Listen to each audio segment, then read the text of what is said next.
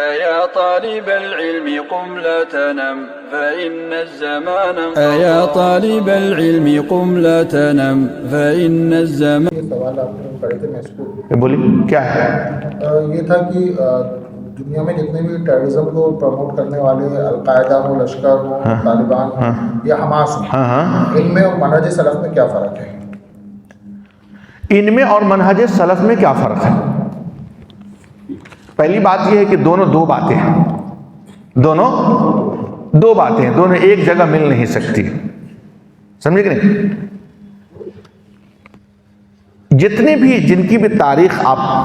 جتنے لوگوں کا بھی جتنی تنظیموں کا بھی آپ نے ذکر کیا، شروع میں لوگوں کو سمجھ میں بات نہیں آئی،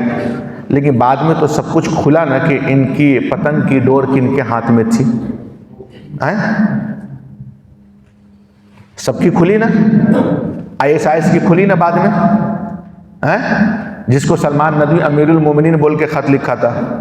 بعد میں کھلا نا۔ اہل سنت اس زمانے سے بھی کہہ رہے تھے کہ بھائی یہ گڑبڑ ہے،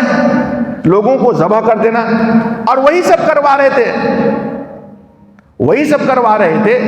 اب تو ہمارے ہندو بھائی جو بعض یوٹیوبر ہیں ان کو بات سمجھ میں آگئے، وہ کہتے رہے کہ حماس کو جو ہے فنڈنگ ہو رہی ہے، ISIS کو جو ہے اسرائیل خود کھڑا کیا تھا، اب تو ان کو بات سمجھ میں آنے لگی ہے، اور ان اخوانیوں کو نہیں سمجھ میں آ رہی، تو ہم کیا کریں؟ تو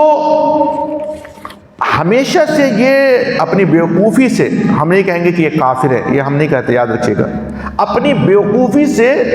دشمنان اسلام کے آلہ کار بن کر کے، رکھیل بن کر کے یہ استعمال ہوتے رہے، اور ہم منہج سلف والے ہمیشہ اس کا کنڈم کرتے ہیں۔ تو ہم لوگوں کو کبھی مداخلہ کہا جاتا ہے، کبھی مودی کا ایجنٹ کہا جاتا ہے، کبھی RSS کا ایجنٹ کہا جاتا ہے۔ ہم لوگ کہتے ہیں معاملہ جو بھی ہوگا جذبات سے نہیں ہوگا، قرآن و حدیث سے ہوگا۔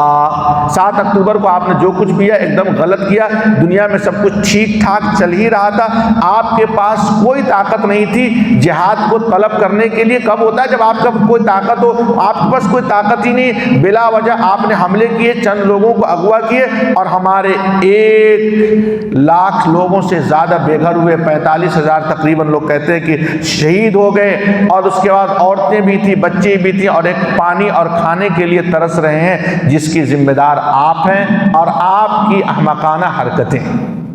ہم شروع سے چیختے آئے ہیں، یہی تو فرق ہے ہمارے میں اور